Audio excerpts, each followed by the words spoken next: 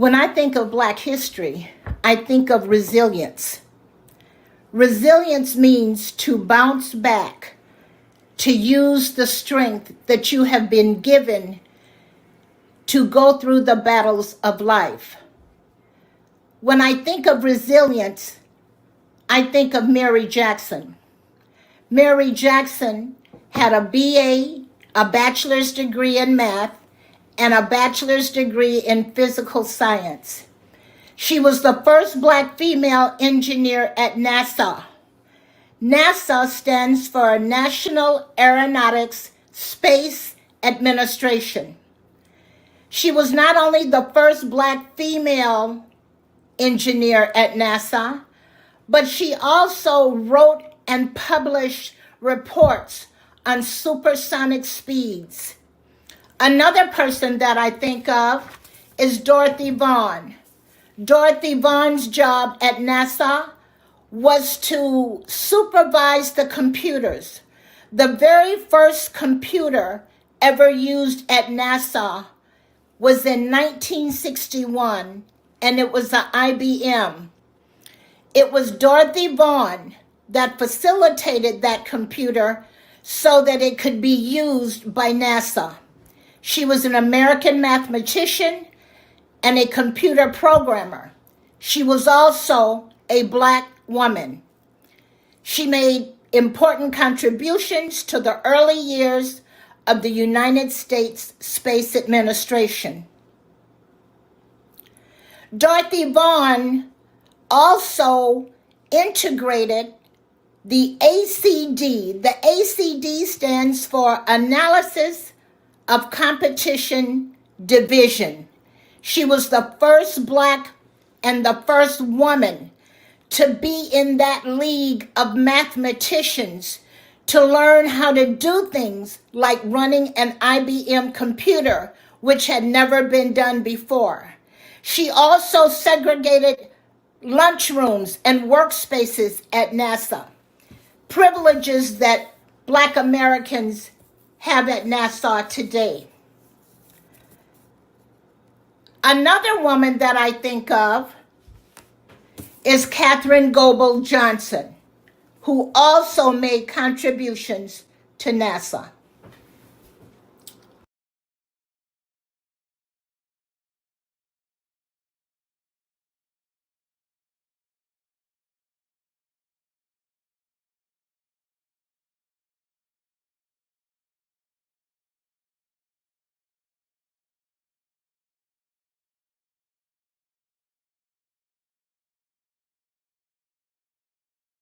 Good morning.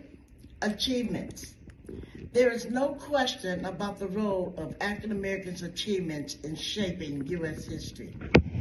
From slavery to the Civil Rights Movement to present day, the military, scientific, cultural, and political achievements, key moments, milestones, and figures in Black history are countless.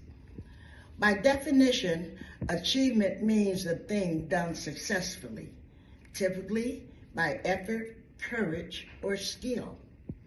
Our focus today is in the areas of education, athleticism, and entrepreneurship, as we showcase some of those achievements of individuals, both well-known and locally, right here in our community.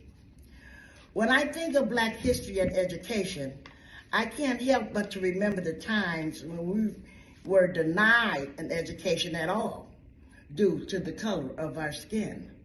From the landmark court decision of Brown versus the Board of Education to the renowned historically Black colleges and universities, known as HBCU organization, we've come a long way, baby. When I think of Black history in sports and athletes, we have broke all barriers and boundaries in every sport, producing world champions, Olympians, and downright ownership of being the best. We have local men and women that have achieved professional status from little old Racine. Entrepreneurship, Black history, I think of Claire Brown, Frederick Douglass, Madam C.J. Walker, just to name a few. Over the last couple of weeks, the Racine Journal-Times and the City of Racine has done a nice job highlighting the new Black business owners in Racine. Talk about achievements. I never knew we had so many. As we continue to celebrate Black History Month, I challenge you to celebrate all year, every opportunity you get. Our achievements will forever play a significant role in our communities, in our country, and all over the world. Thank you. All right, that was awesome.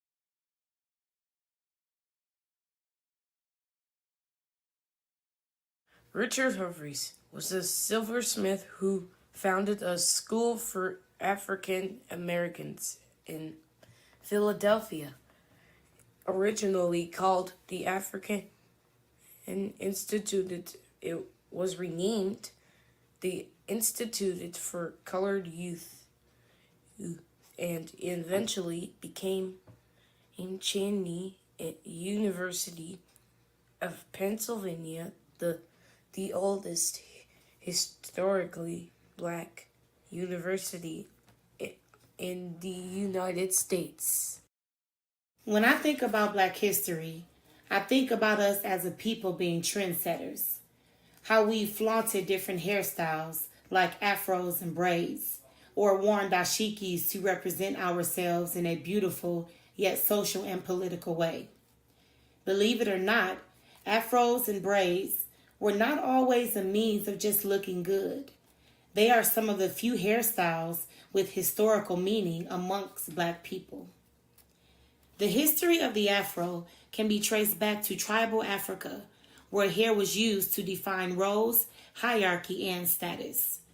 Due to colonialism, thousands of Africans were traded as slaves in the 1600s, and for the next 350 years or more, they will be told that their natural hair was a symbol of inferiority. So we'll fast forward to the 1960s, the beginning of the natural hair movement.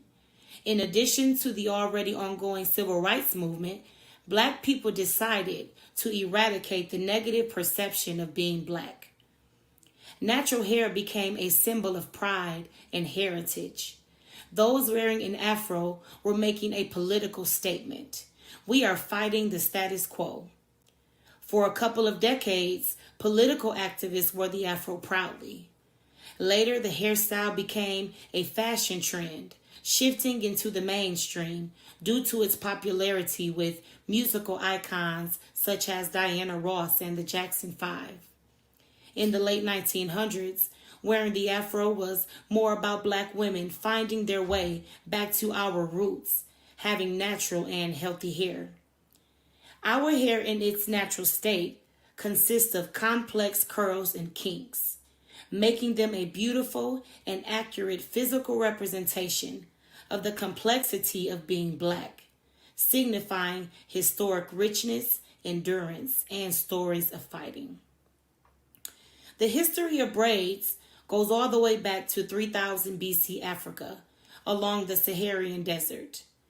Their origin was first documented around 3500 BC along the River Nile in ancient burial grounds by the Himba people of Namibia.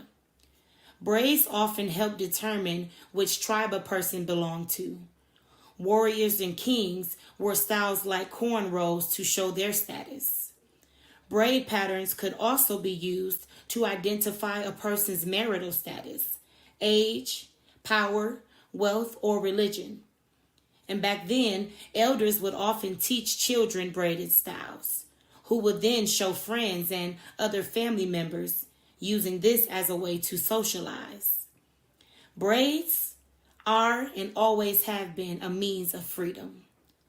Throughout slavery, African slaves kept up the tradition of hair braiding as a way to send messages to other slaves, and even created maps that would be used to find pathways to freedom. The progression of braids began to transition from a means of safety to showing creativity as various styles from African and other cultures became more popular, getting us closer to modern times. And believe it or not, there is still a fight to have braids become recognized globally for their longevity in world history, and even having them accepted as a means of individuality for us as a Black people in professional settings. Just as the earlier mentioned trends, the dashiki also originated in Africa. The dashiki traces its roots to the Yoruba tribe in western Nigeria. Also in northern Nigeria, the Hausas termed the fabric danchiki, meaning underneath. And this was a small tunic worn by men under longer robes. The original fabric used to create the Yoruba danchiki was a work outfit and was hand woven. The dashiki symbolizes affirmation and a return to African roots for most people.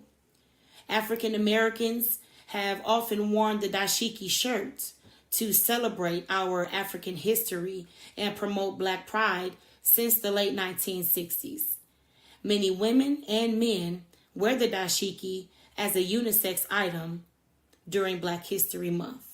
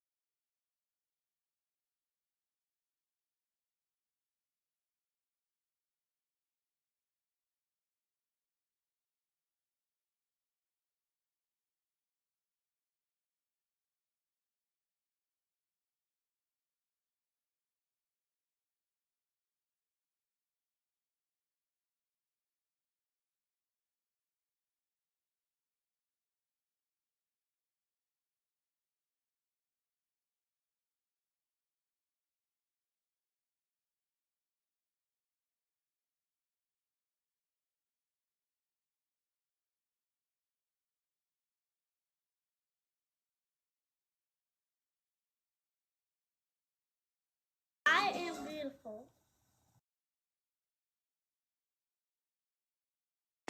I am bold. I am intelligent. I am courageous.